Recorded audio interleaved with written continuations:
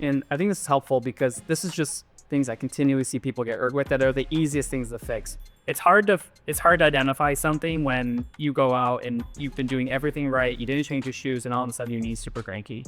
There's things that I find that just happen regularly where, oh, I wish you didn't do that. Welcome to the Buffalo Marathon Podcast. Let's go! Where else would you rather be than right here, right now?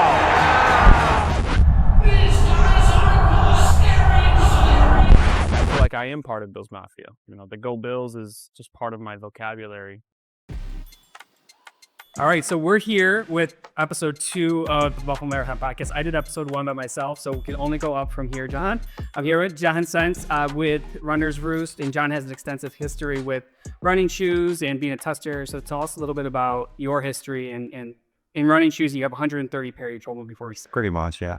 So I've been running ever since I'm probably 4 or 5 years old. So I was a running shoe geek at heart. Honestly, like I used to get Runner's World magazine because back in the 70s, we didn't have internet. So I'd wait every month to get that Running grocery, and I'd look at the pictures of the shoes and I just loved them.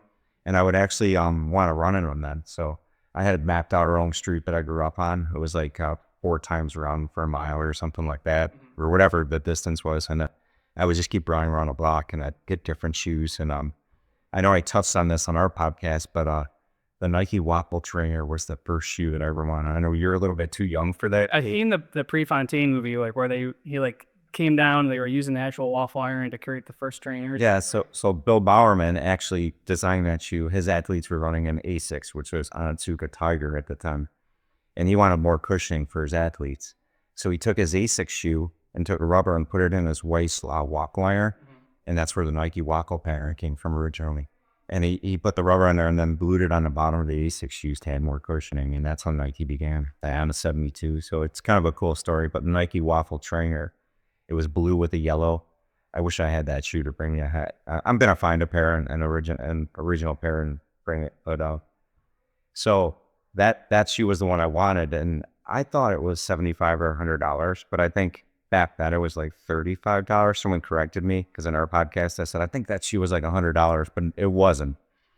And I asked my parents, can I have that shoe for Christmas? And they go, yeah, that'll be your only Christmas gift. I remember getting that. So I've been a runner. Like, I was not a competitive runner in high school growing up. I think I did track in middle school or cross country. It wasn't even cross country. It was just like we did relay races and stuff like that. But I always played soccer. That was my big thing. Yeah. And if you know, in soccer, there's a lot of running involved and stuff like that. So that kept me fit. And I played soccer all the way up through college. And then after college, I was lifting weights and being active, but I wasn't really, I'm just kind of gaining the weight after college that I tends to gain. So I got back into running. And that's when I started running competitively. It was probably my mid to late 20s. And I started just trying shoes. I spent a ton of money in my life on running shoes. And then I hooked up.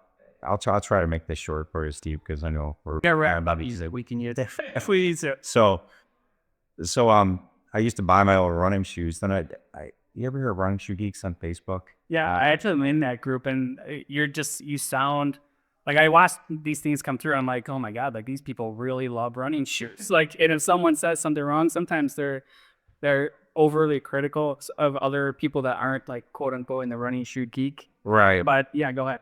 So I don't know how many followers they have now or how many friends. There's like 30,000 in that group or something like that worldwide. That started with a bunch of us like in a chat room before Facebook, just talking, really geeking out about tech, about new running shoes coming out, leaks of running shoes and stuff like that. And there was a bunch of us, a couple of the guys still do it, like Tom Neuberger, Believe in the Run, and there's guys like that. There's Riley Hennessy, who is our Mizuno rep. He was one of the originators of that. Sam Weinbaum for Road Trail Run. These are all big time shoe reviewers and stuff like that. And they're still doing it now. They're still like, yeah, those guys started that, Running Shoe Geeks, and I like to say I was part of it because claim to fame. And like we started with like 100 people in our group, our Facebook group, and it just grew to like 30,000. So, and we'd all just geek out about running shoes. It wasn't really about asking questions like, what kind of shoes good for me or what? No, it was that this group was formed, like we already know what we like and what was good for us. It was formed for the super geeks that really got into it. But now it kind of molded into, like, do you guys have any recommendations on a marathon shoe, a half marathon shoe, and so on? So So it evolved a little bit. Talk to me. So we're going to talk about shoe sport a bit today, and just other gear in general. I think is really good. Especially we're in the middle of winter right now, and it's cold and it's been cold for a while. So we'll talk through that from a running standpoint. Just your history. You mentioned you started picking up running more in the 20s. Not in the 20s. In your 20s. Yeah, that'll. Not that I'm like, yeah. So, were you marathoning, half marathoning? Like, what kind of? I started off, there's a race in Grand Island. It's called the Independence Day Run with Dick Bestel. He was the track coach at Grand Island. And there's a 2.3 mile race, certified race. And I grew up on Grand Island, so I raced that every year. So I was always like training for that. And I never really had a coach or anything like that. I just was kind of self-taught. Like I had the engine to run, but I just never really had a coach or anything like that. So I just got it out for that race. I run a few times a week with that. Then I really got into it. Are you, from a experience standpoint, have you ever gone marathon distance and you talking about that? Yeah, for sure. So then it started with that. Then I'd do some local 5Ks. 10K was a bigger distance back then, kind of. Now it's like 5Ks are big. It's an easier distance for newcomers and stuff to tackle. But so I was always super competitive in soccer and stuff like that. And I was going to these 5Ks and I was getting smoked, like by guys my age. So you just go up in distance? It's Just smoke. High end race, so I would go up in distance. I go, well, if I can't beat them there, I'll beat them in distance. So was stitching down the audience, like eventually you're doing ultras, and because it's a smaller audience, you I like. did. Yeah, eventually there were a few ultras. But I did 7 full marathons in my life. Okay. I did probably, I lost count. It's over 50 half marathons and thousands of 5Ks, 8Ks, 10Ks and stuff like that. My wife, Nicole, and I, we run a lot together. We go to races. She's my signer up of things. So I'll just look on my emails and you've been registered for this race. Yeah. So the most I ever did was in 2024, I did 58 races. So pretty much one a weekend, at least, and some during the week. But I like to keep the number around 20 because I like to train properly now. I actually had a coach. Yeah. And I do the right, I've been running for over 40 years and now we have a coach at the store and he came out to me and goes, John, coach, I can make you faster. I go, nah, I already know everything. I can do the research. I like to run smarter. I'm on, Yeah. So stuff like that. So, but it actually helps to have a program and he tailors it to do stuff. So Yeah. Well, we're going to talk about running shoes. You have a lot of pairs. If I heard you correctly, are you doing shoe reviews for people? Are you a tester for certain companies? Like, I was a wear tester for Mizuno and Skechers Performance. So this was back in probably 2010-ish. Skechers Performance came on while I was with Mizuno because Seth Hasty was the guy who originally started the running shoe geek thing. Yeah. And we were, texting back and forth and whatnot. And he said, hey, you want to wear test for Mizuno? I go, yeah, I'd love to. And he moved over to Skechers. So I got into the Skechers. Yeah. And Skechers made some good shoes and they're coming back. Some of the stuff that they make, a lot of the stuff they make is not meant for running. It's not supported. he was like big was like shake ups for a while, or shape ups or whatever they were calling this curved bottom heel, and it's supposed to like tone. So the company Skechers should have totally differentiated themselves and not put the S on the side of their shoes because people still think they're lighter shoes. But they were making a good product, and they started with the supercritical EVA foams and stuff like that. That actually started that revolution. So I got into that, and I was writing running shoe reviews for runner shoes through Dave when he was the owner. Okay. So it's called Sentz on Shoes. I did a bit, and it was all written and stuff. I wanted to start a YouTube channel, but just a little bit on me too. I had a career before I did this. Yep. I was in law enforcement. I was with the sheriffs for 27 years, so I was busy doing that. So like the YouTube thing, the podcast kind of worked on my radar then. So I'd like to do a little bit more with the running shoe. You retired from that, so now you're just getting more involved in the running side of things again. Yeah, I love it. This is my dream job, actually, working at Runner Shoes. Yeah. So I'm the sales and training manager over there. So. And they have a location in Orchard Park and in the North Towns. Are you in one or the other? If people want to find you for this, say, John, you got to find the right pair of shoes. Where are they going? It's tricky. Usually he puts me up at the Amherst store at least once a week.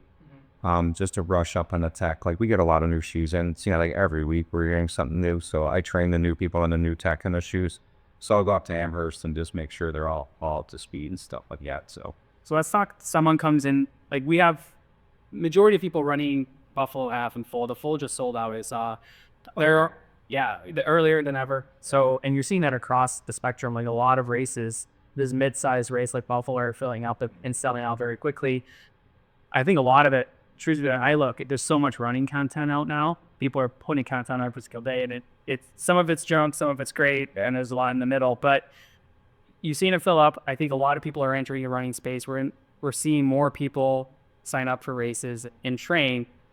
When someone comes through the door, let's start with like the beginner. Like, what are we looking at to figure out what kind of shoe we're going to put them in? I have my take as a physical therapist, but I'd love to hear your process. If someone walks through the door, where do we start defining the right pair of shoes?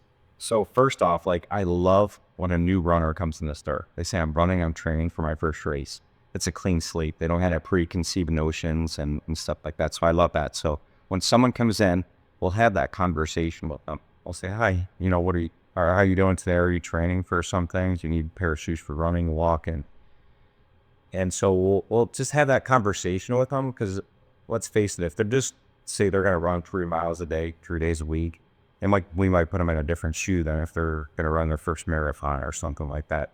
So what we do is we'll have a conversation with them, sit them down, and then we have a 3D scanner. Do you ever go through that process? I haven't, but I've seen it. So you'll explain what that is. So a 3D foot scanner will scan the length, the width, your arch height, everything you need to know about the person's shape of their foot. So that helps us with the running shoes. Like me owning all the running shoes that I have, I pretty much own everything in the store. If I don't, I've tried it on. Yeah. And I may have run in most of the stuff too. So I kind of know what the shoe feels like. So I know if they have a wider foot and the toe box, I can kind of tailor it to that. So we'll have that conversation with them. And we also have a dynamic gait analysis that we do. It's just a pad where they walk back and forth and shows the pressure points on the foot to show the level of pronation. And for the listeners out there that don't know what pronation is the body's way of absorbing shock through our arches and in connection with our cats, and everything's chain related. So we'll look at their levels of pronation to see if they might get a shoe that helps correct some of that pronation. Yeah. So a lot of times I'll think about that. Like the foot comes in contact with the ground. It's supinated when it hits, then it pronates the absorb shock, and then it resupinates for push off. So much of that can be determined by so many different things. So like I look at, when I think about, if I put my PT hat brain on, someone comes in and they have a old knee surgery, or they broke their foot, forever ago, they have a rod and plate in their leg, or whatever it might be. You'll have people that come in that are just, everyone's born a little bit different. So you have a rigid foot versus a flexible foot. So if you look at someone coming in the door, are you looking to figure out, are you combining that information of where they're at just in standing versus when they're walking across the pad to see what? we look for the level of pronation. Like you said, everyone starts in a supinate position and they pronate into whatever position they go into. We all know overpronation is when their arch over collapse and their ankles roll in. If they're neutral, everything lines up. If they underpronate, which is rare, like 5% of the population do that, to actually roll out. Yeah. So we'll look for that in the dynamic stage of things, like pretty much standing. Sometimes you can tell if someone's standing there with just socks on without shoes. You'll see them, like you'll see their ankles cave in.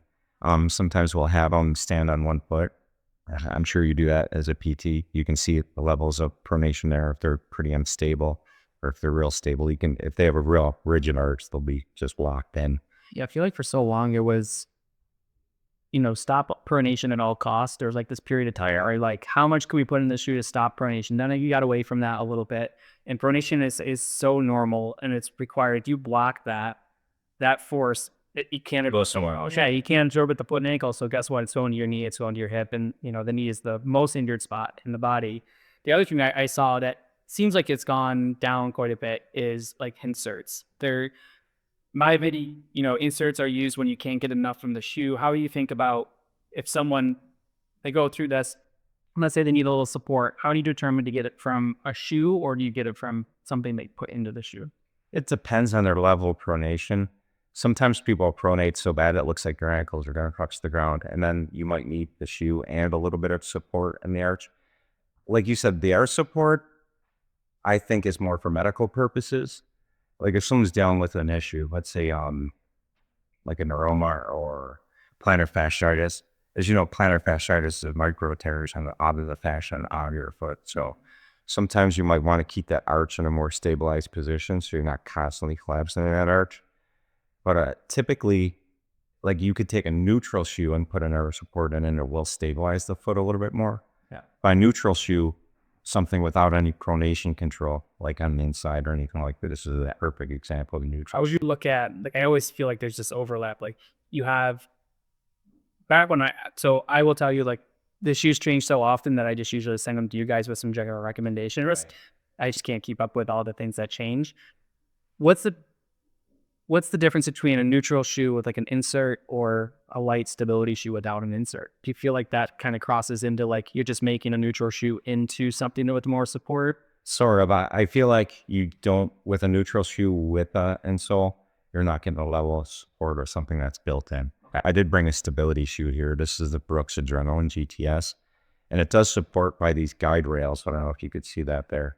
I'll show the inside of the shoe towards the camera. So if you guys are watching, you'll be able to see some of the shoes we'll hold out. If you're listening, we'll try to describe it as best as possible. But I think what'd be really helpful is every shoe company has their own support system, right? Like Nice Air and Wave plates and things. So maybe we could talk about if someone needs support, what are each shoe brand bringing to the table?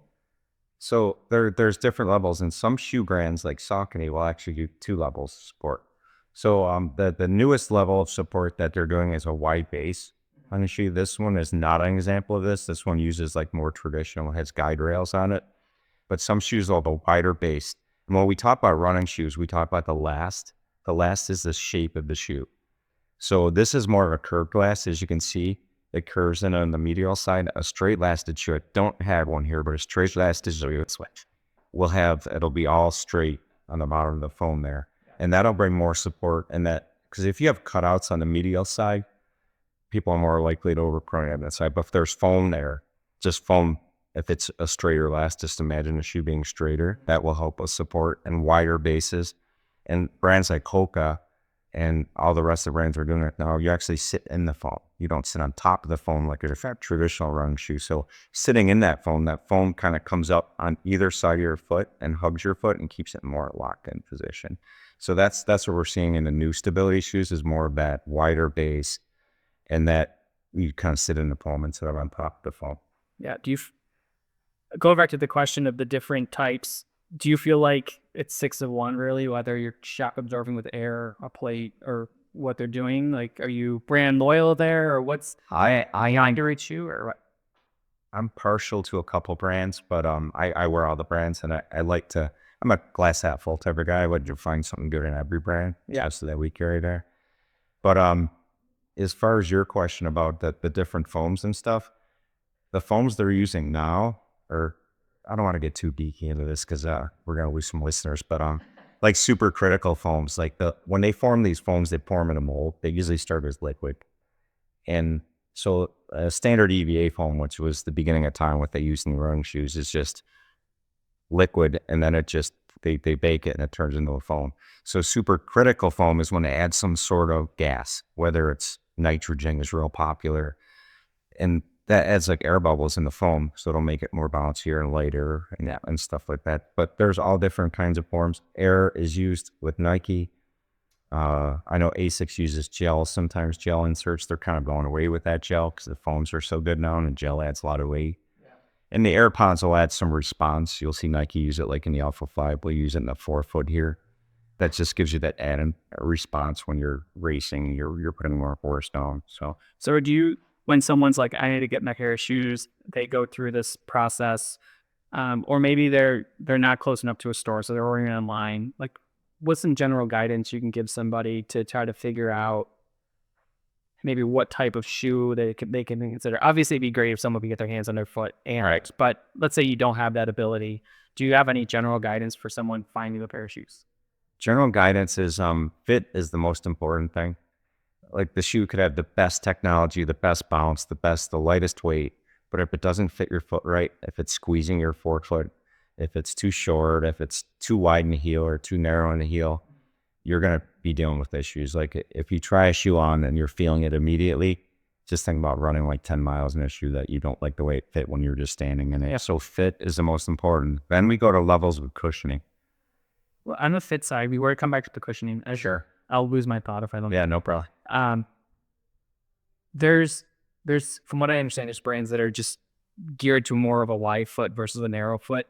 I think would be a good part here because you can look at your foot and be like, I got a wide foot, or you own a narrow pair of shoes and you're like, this is squeezing my foot. Right. So do you tend to like certain brands for a wide foot versus a narrow foot? Well, absolutely. There's a brand called Ultra, and they have this called the foot-shaped toe box. So if you look at the toe box of most shoes, they come to a point, and most of our feet aren't shaped like that. So Ultra will come out, and they're actually shaped like a foot. So it's a foot-shaped toe box. So they're wider in the forefoot. They'll be narrower in the midfoot, narrower in the heel. Yeah. So it's not a wide shoe. So if you have a wide heel or a wide midfoot, you're not going to fit the shoe very well. But it does have a wider forefoot to it. So that's one brand that does stand out. I know there's another brand called Topo, very similar, wide foot box, but they're toe box. But there are other brands amongst brands, like some Asics will be wider in the toe box than others. Some Brooks will be wider in the toe box than other Brooks. So it's all kind of known the shoe. That's why we definitely recommend, if it's not us, going to your local running shoe store and getting fitted if it's your first time.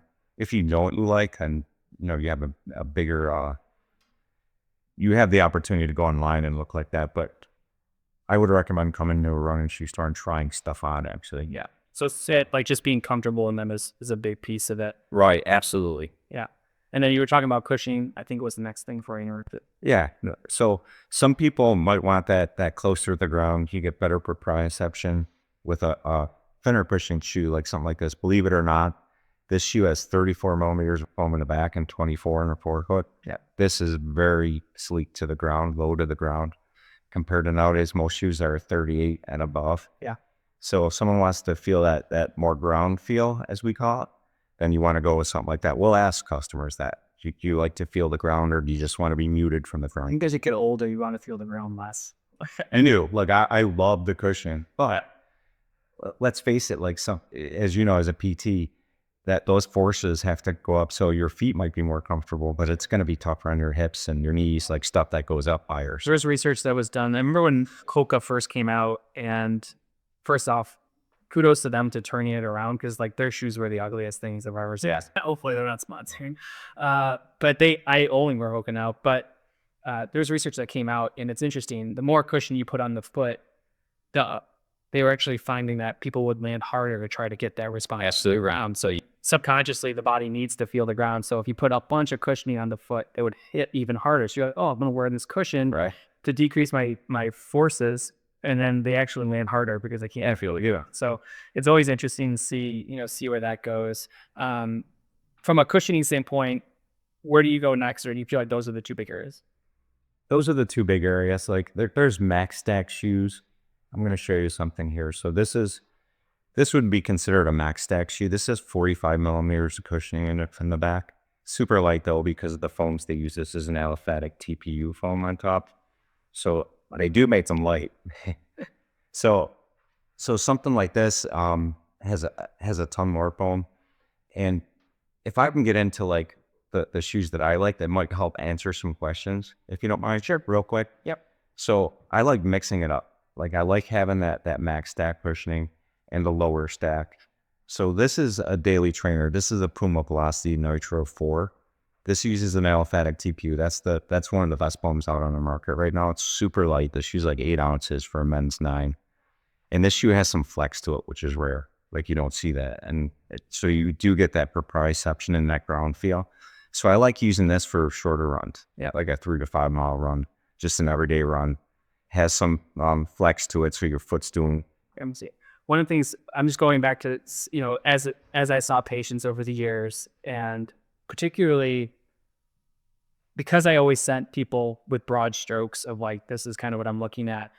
I think it's really important, especially for, at least in my opinion, for younger runners or just lighter runners. I think of the foot as it's got a front and back, and it's like differential in a truck. Like you can bounce around the back of the foot, the midfoot, and the forefoot can all move in different directions from each other. And one of the things I saw, especially with younger runners, maybe your kids are running and they're pounding, the porcelain, tile and stuff in the hallways.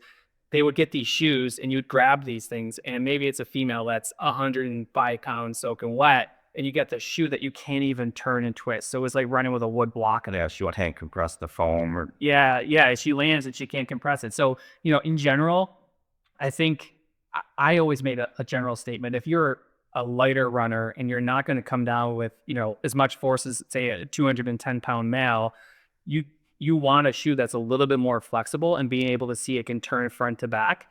And I thought that was always an important piece. I don't know if you have any thoughts on that with the younger runners or just the lighter runners that can't compress the foam. well, we know like younger runners, they're building muscles. Yeah, they're developing still. So we like to put them in a shoe sort of like that so they can develop those muscles.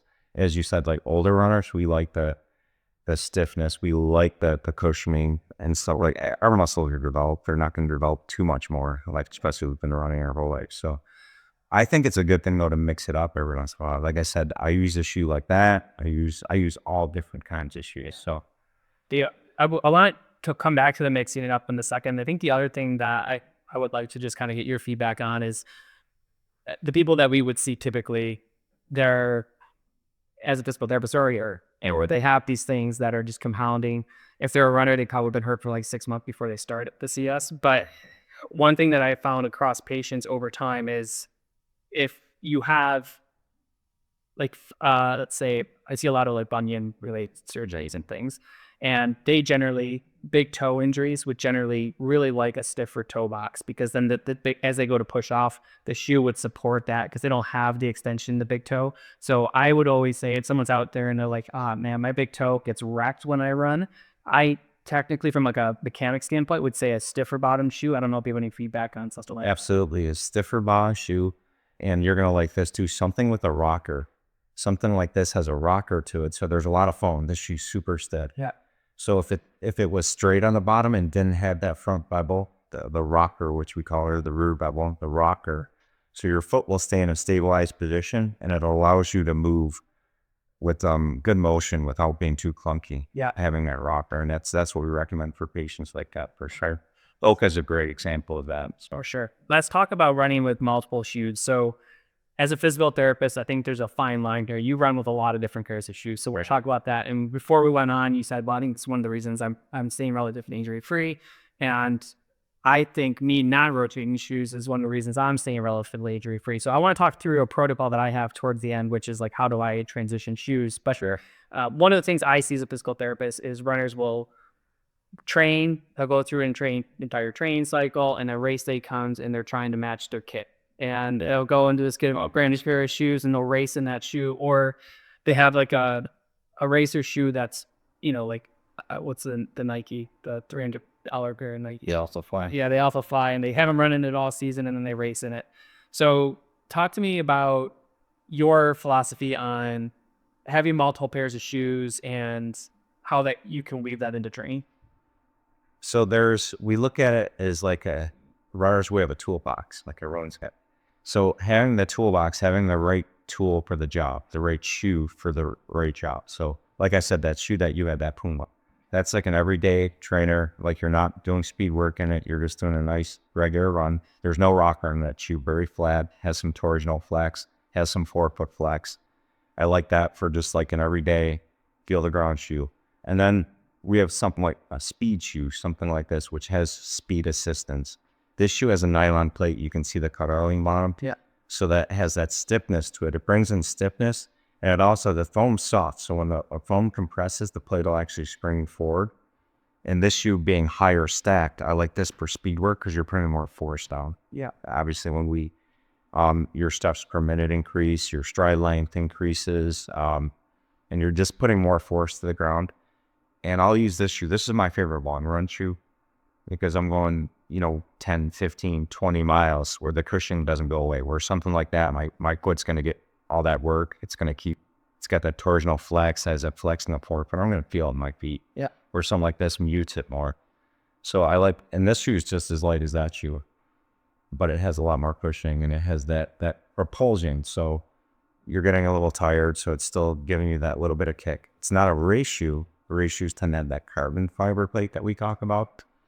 And it's interesting, I don't want to go off on too many tangents, but I don't recommend someone just grab a carbon fiber plated shoe, never wear it, and go for a run in it. Yeah. Because the shoe being that stiff, what does it do? It puts forces somewhere else. And that forces are going to come in the form of your Achilles and your calves. And if you're not used to that force and you just go out and run 26.2 in it, and you never ran one run in it. So that's why I like a shoe like this, where I'll do my long runs in, because it's giving you that little bit of work on your calves and your Achilles, so you know. And that will get them trained and build up those muscles.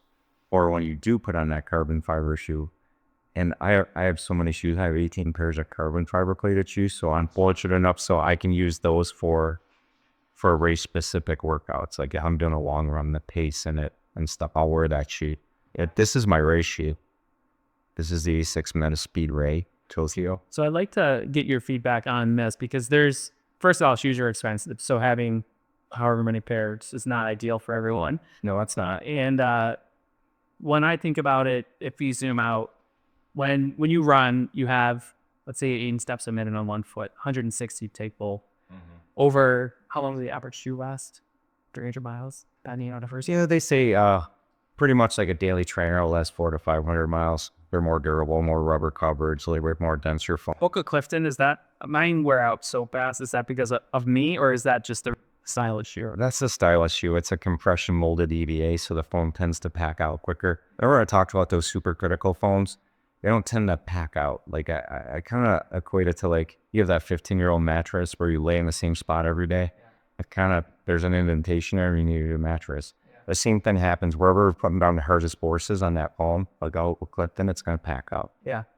That is going to go that. Moves. It does, because it's a softer foam. So here we go geeking out again, but the foam it's called durometer. That's the softness or the hardness of the foam. The Clifton has a very soft durometer. So think of like a softer pillow will pack out quicker than a more firm pillow. So a softer shoe will not last as long as a more firm. So what I'm hearing is that any of the different trainers, what I'm hearing, because I'm cooking these shoes, 200 miles worth, 300 miles. And that's, everyone's different. Like the number one question I get asked at the store is how many miles will this shoe last? And I hate answering it with that blanket question. It'll last you 400 miles.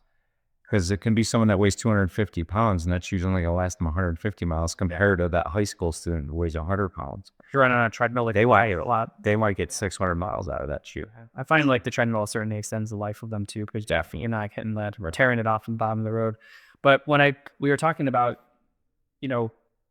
different types of shoes, and to me, I think, so we talked about 160 steps a minute over, let's call it 300 miles. All that time, all those minutes spent, your body, if you're using a trainer and you're running a one pair of shoes, it's going to really remember exactly, this is how my foot lands, this is how it progresses through. And as you take a shoe out of the box and you run in it, it breaks down, but it breaks down so slowly that your body adjusts as it breaks down. So I always say the body hates drastic change, whether it's training volume or, flipping and flopping shoes out of your cycle. So as you break that shoe down, your body learns. I think of all the different things that can go into shoes. So if you don't do this right, I really personally think you're at a big risk for injury if you don't consider all the things. So for example, I'm thinking of, if you're going to run in multiple pairs of shoes, they need to be close enough to each other where it's not a drastic change. So you don't want to be in a super lightweight neutral shoe and then jump into a stability shoe and then jump, that's something really different. And then I also think,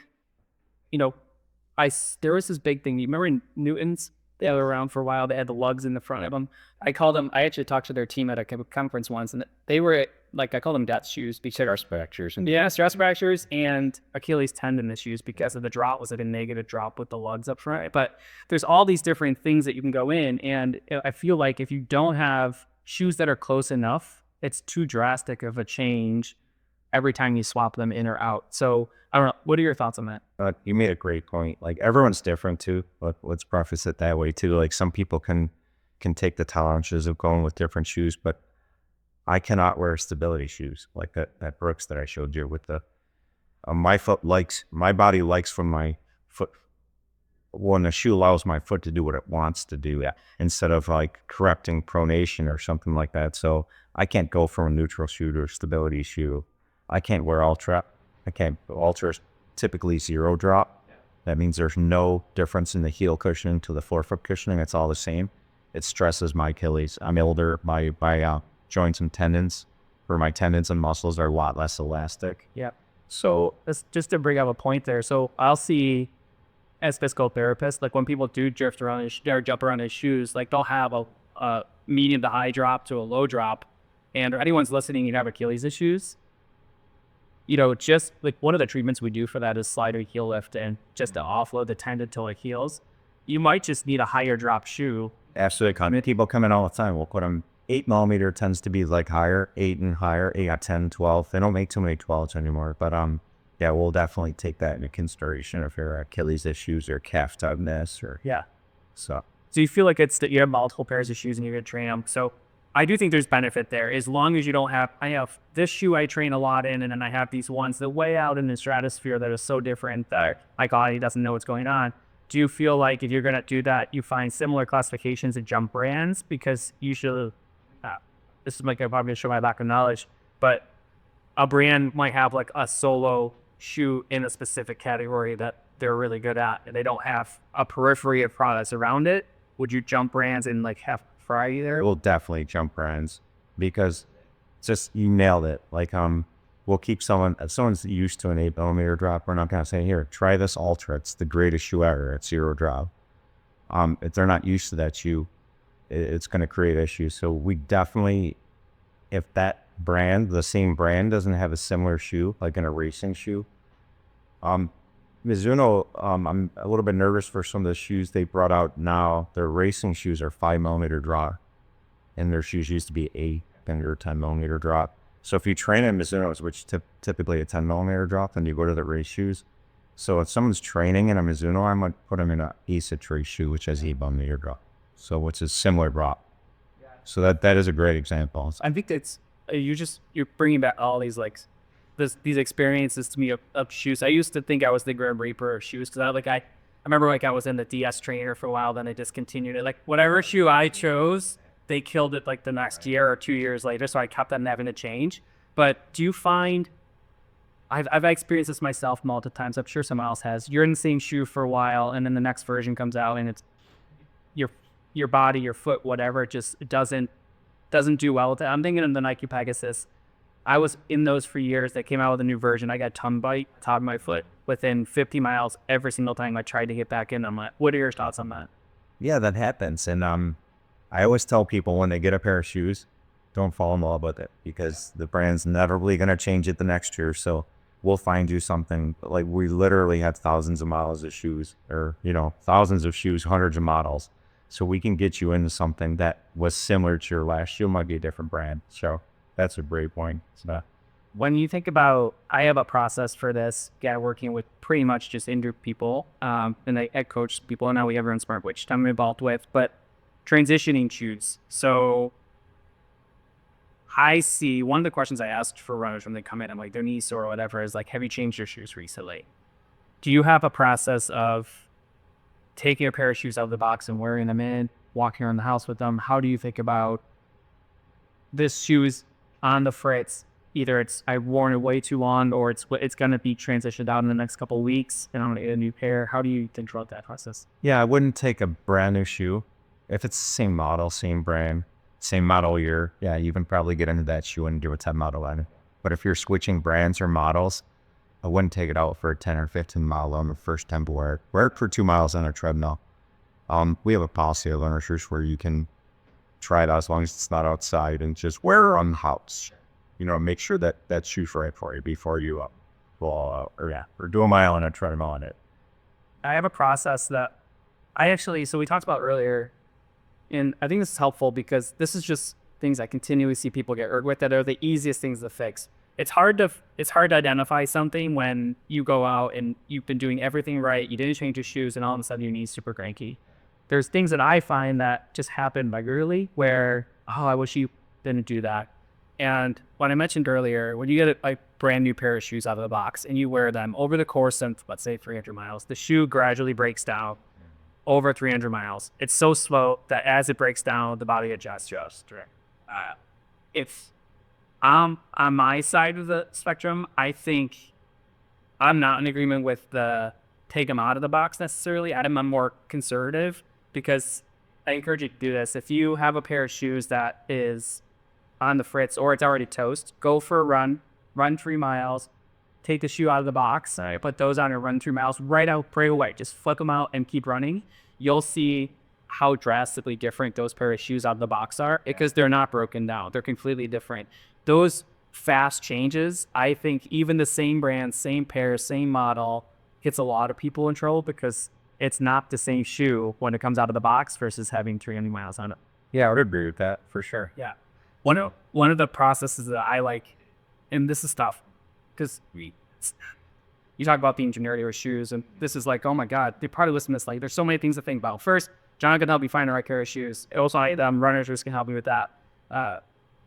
One of the easiest ways to transition shoes, in my opinion, is recognize that they're about to go, and let's start there. How do you recognize like the shoe? Because you said it, 220 something guys, then I'll wear them out faster. When do you know your shoes are toast? That's awesome. So I told you like that one question that we get, how long does the shoe last? I go, you'll feel it. Yeah.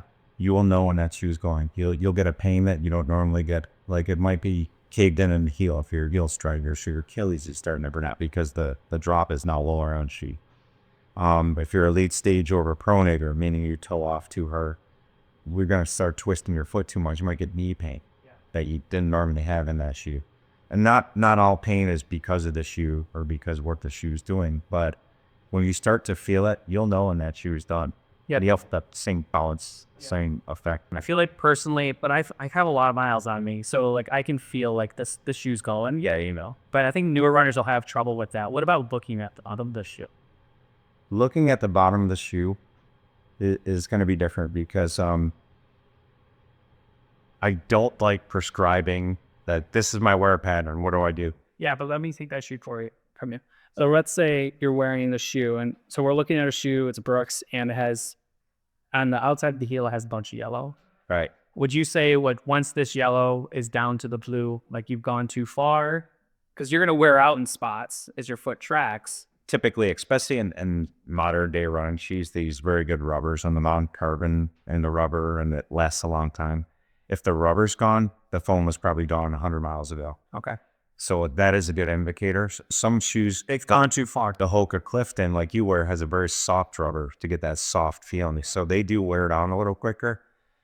So a lot of times, if the outsole is worn off, the foam was done a while ago. So that is a good indicator to You've gone way too far. you're going should side. That's been, yeah. Well, but if you look at like a race shoe that has this thin rubber, they'll start landing thin bare. Yeah.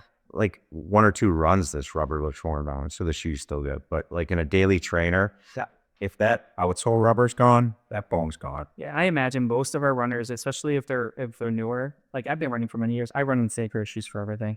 I'm too lazy to figure out the right mix and too cheap to buy so many that it makes a difference. But I'm generally looking at this wear pattern and I'm going by feel. Like this shoe doesn't feel like it used to. I can kind of feel the impact a little bit more, and then I'll start swapping.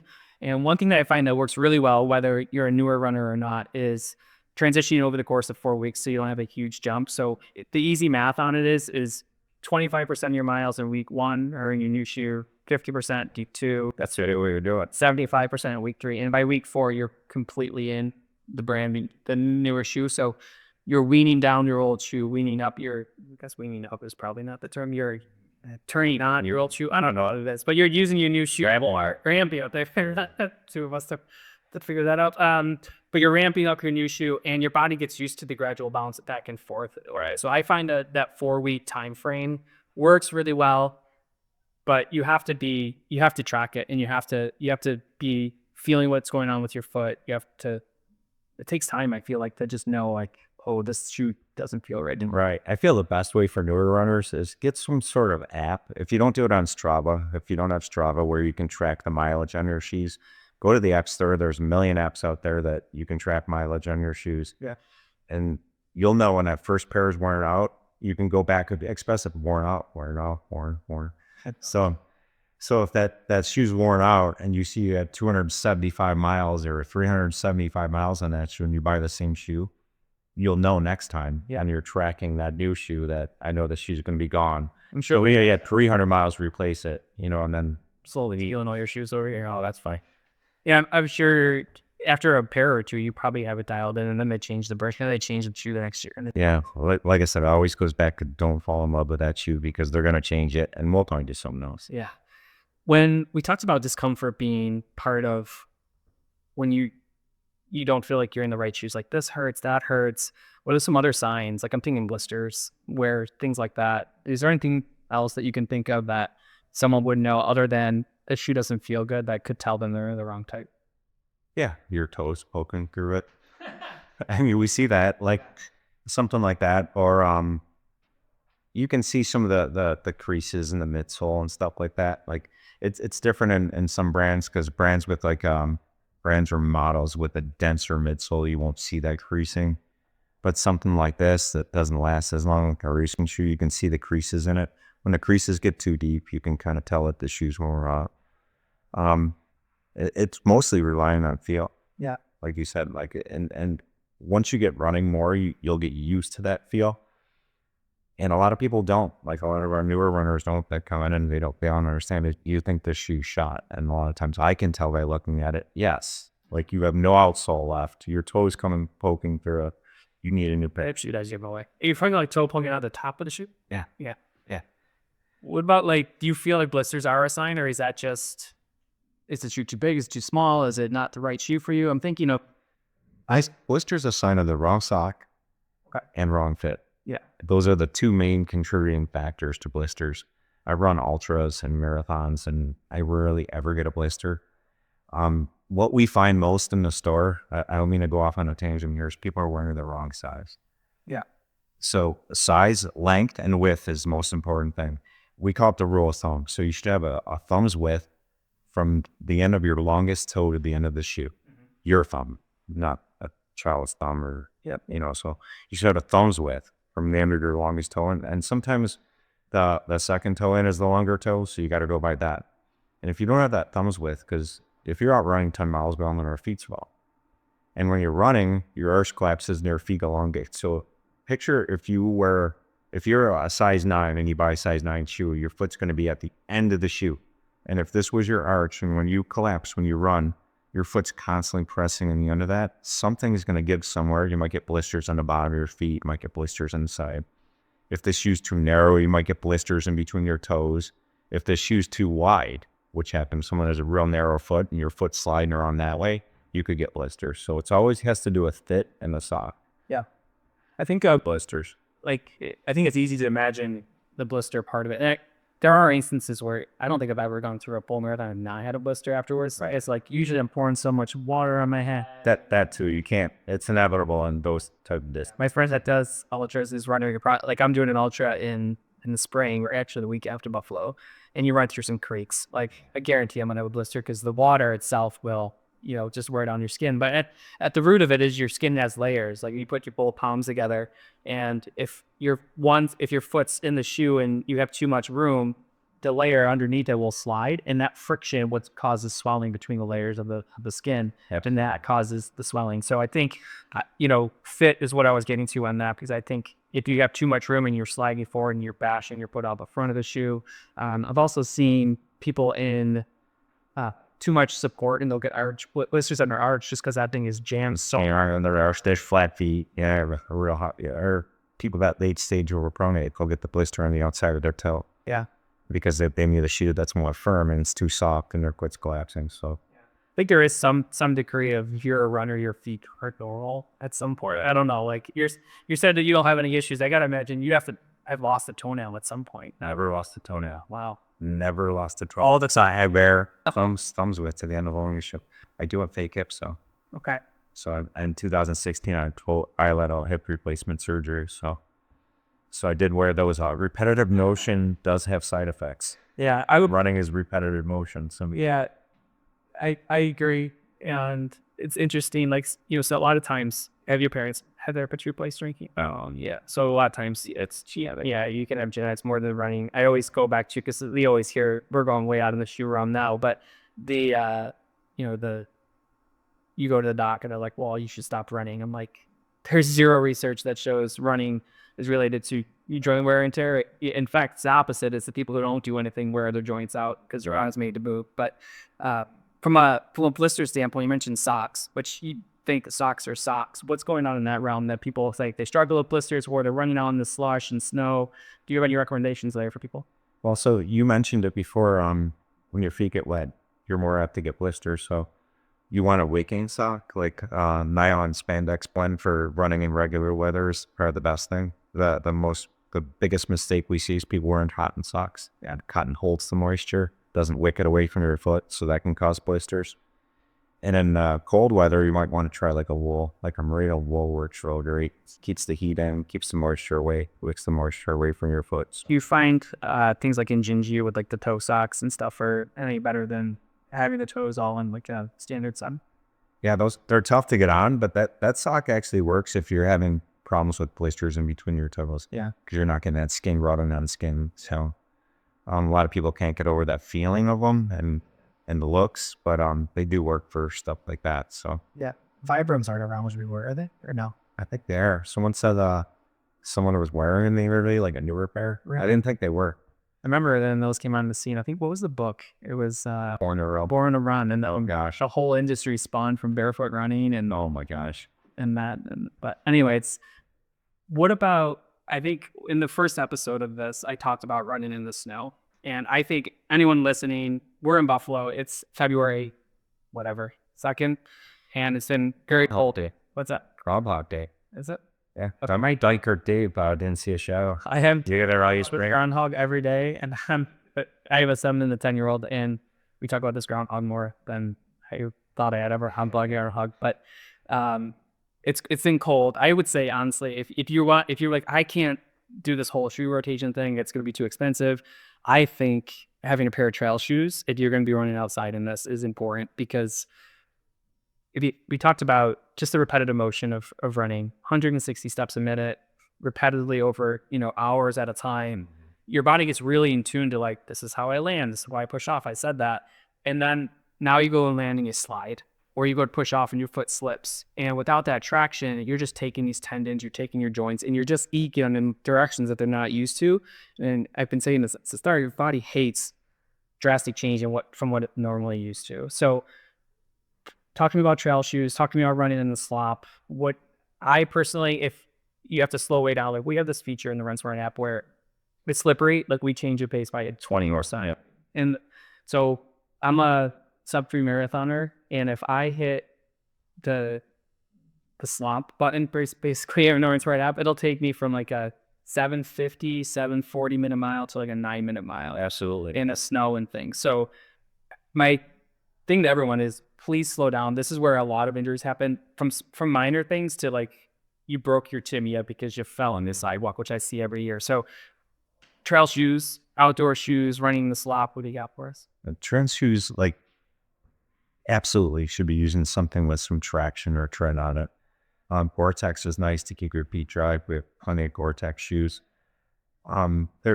Trail shoes range from like 3 or 4 millimeter lugs, which we call like an aggressive trail shoe, like if you're in a mud, climbing mountains, stuff like that. Some people might like that more.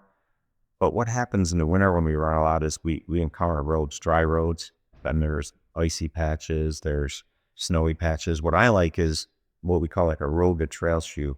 This Nike Pegasus trail is kind of a shoe like that. So the lugs are 2 millimeters, they're not as high, but you're still going to get grip. As you can see, it's a lot more luggy than a regular shoe. Let me see that's like. Yeah. They're going to have to get back in the rotation. And that shoe has the same midsole as a regular Nike Pegasus. And so a shoe like that, and a Hoka does a great job, like with the Challenger. I don't know. I think that's what I got. Yeah, that's what you have. So it's basically a Clifton with 2 millimeter lugs. Wow, so nice. So that's what I recommend, because the shoe still feels good on the road, because you're going to hit dry road patches.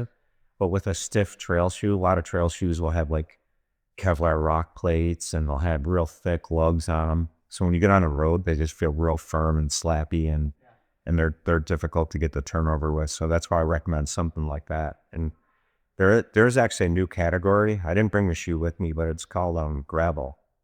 So they call them gravel shoes, and it's usually they feel great on the road. They feel great on the trails. They're not going to get you through like a super muddy hill climb, but it'll get you through like slop like this. I feel like gravel shoes were made for Buffalo, New York, but they They weren't. They're made for like trails in Arizona and California where it's dry and stuff like that. Yeah. Where you need some grip and you're going to encounter some roads and stuff like that. So gravel's a new category. Look out for it. Like you're seeing a lot of shoes doing it. They actually call them gravel. Like in like Gravel bike. yeah, and gravel biking and those I'm using some gravel shoes right now, and I feel those work best in the wintertime. You know, but yeah, I don't particularly like Vortex, because my feet overheat. I know everyone's different. Like we said, my feet get very warm, so even if they get wet within a half mile, my feet are warm again. You know, even if I step in a wet puddle, so I don't. Did it do Gore-Tex let the water out once it's in, or not? No, it's not a two-way street. It's just a one-way street. Water gets in, it stays in. So that's another reason I don't like Gore-Tex. But a lot of people like it. Like if your feet are run on the cooler side, Gore-Tex is awesome. So and it'll keep your feet totally dry until the snow gets in. So maybe I know like people who have rain odds and things like I do, and like your toes go numb and your fingertips go numb, and wearing something a little bit warmer of a shoe. I would say just in general, as we get through the spring, we have a lot of great long run events with runners who's coming up, and it's all good. Like there's this mindset of I need to run outside because I'm gonna be tougher. As you personally, I feel like you get, I'm probably gonna upset some people because there's gonna be some experienced runners who are like, I run no matter what the weather is, and it's the way I will never get on the treadmill, and they have this badge of honor. As a physical therapist, I think it's a great way to mitigate risk and really crappy days to run inside. Absolutely. Like I was that guy. I'm always going to run outside. Before this year, I think the longest I ever ran on a treadmill was 6 miles, and it was torture. It was at Sand Fitness next to Runner's Roost, and I just remember the 6 miles I felt like I was 26 miles. And I go, I'm never going to run on a treadmill again. But now I'm getting older and wiser, and I'm slipping around outside, and we've had snow on the ground since end of December maybe. We bought a treadmill, Nicole and I love it. Like especially for speed work, like you said, how are you going to do any kind of pace stuff when it's slippery outside, even with a trail shoe? So if I have any type of speed work to do, it's on the treadmill. Yeah, absolutely. If you're training for the race, don't do your speed work on a snowy track, on a snowy road. You're just amping the force up and you're slipping. Right. You're going to be in our office pretty quick. One thing I want to ask you as we kind of come to a close today is just, other winter things that you guys are carrying. I'll give these back to you. If we're in my pocket. You only have one of them, so I guess Yeah. Oh, the other one's in the box. From a gear standpoint, what should people be thinking about? Because we are going to run outside. I've done 18 miles on the treadmill. I've done longer. I have actually a Stairmaster in my house now, so they call it vert without the hurt. Yeah, so you can get some climbing without all the pounding and stuff coming down the other side. But there's obviously other things you can put on your shoes, which are give or take, especially from a running standpoint. But is there other things that you can think of that'd be super helpful for people? This is their first race. It's cold. It's dark. And they're going to be supposed to the training outside. Maybe they don't have that sister treadmill. Maybe they just don't want to be on it. Right. I recommend. So if you want the traction without buying like a trail shoe, we sell like Yaks tracks. Did you ever hear that? Yeah, they pull on. Yeah, they stretch over the bottom of your shoes. Springs, right? They almost like a stretched out spring on the bottom. Some of them have springs. Some of them have like spikes on. A micro spike. Micro spikes on it. So that's great, especially on ice, stuff like that. You could put screws in the bottom of your shoes. Like there's so much. I've seen this. There's so much stat bite on these shoes. I've done it, and it works. You take a sheet metal screw, of course, hex bed, and not raw head. Yeah. And I did it first with galvanized, but then they rust the first one. But you just drill a small pilot hole, 1/4 inch hex head, sweet dot screws. Never touches the foot because it's only 1/4 inch. So, and you put 4 in the front, 2 in the back, wherever you want to do it. And I find it real grippy. The thing it's not grippy on is the road. You kind of slip on the road, get bare road. But if you're running, you're going to be on ice or something like that. And we also, hitting on other stuff too, we want to, I want to wear shorts when it's negative wind chills. Frostbite's a real concern. Stuff like that. So layers is important. Like we know this, we've been running pretty much our whole life. So layer up. Like you're not just going to wear a t-shirt, you're wearing a coat. You want to put different layers on so then you can remove layers if you get too warm and stuff like that. So, and everyone's different. Like My wife Nicole, she wears like she'll wear a pair of tights and a long sleeve shirt, hat, and gloves, in any weather. I'm like, I'm the guy who's got 4 layers on because I don't want to be cold. So Yeah. One thing I would recommend if you're trying to navigate this still, it's a moving target. You have to kind of figure out, like you mentioned, like what works for you. Always start off a little cold. right, A little cold because you'll warm up. and you do warm up. That's what most new runners don't understand. Yeah. Like they'll have a whole snowsuit on and then And then you're carrying half of it back. yeah, so I think that's all really good. This has been great. I appreciate your time. You know a lot about shoes. We'll hopefully be able to come back around. Are you going to be at any of the long run events? Yes. Yeah. Awesome. So people can catch up with you there. Amherst Stork most often, sometimes in Orchard Park. Mostly Orchard Park. Okay. So it's hit or miss when I'm in Amherst. A lot of times I'm up there on Monday because we have a Monday night run group, Elk in Amherst, that leads from the Clarence Bug Path. And so I do that a lot. And I don't know, just the Thursday night run group, I'm always here on Thursday. So if anyone wants to catch me on a Thursday, I'm always here. So you can find all this stuff on the Runners Roost Facebook page at Eugene. Our socials. Awesome. Yeah, John, thanks, man. I appreciate it. It's been great. Yeah, it's always a pleasure. Thanks, buddy. Yeah. The Buffalo Marathon Podcast is presented by our official training partner, Run Smart. Whether you're training for the full marathon, the half, or the 5K, the Run Smart app helps you train smarter with plans and guidance built by physical therapists who understand runners. From your first run to race weekend, Run Smart helps you show up prepared. Head to the App Store and download the Run Smart app today.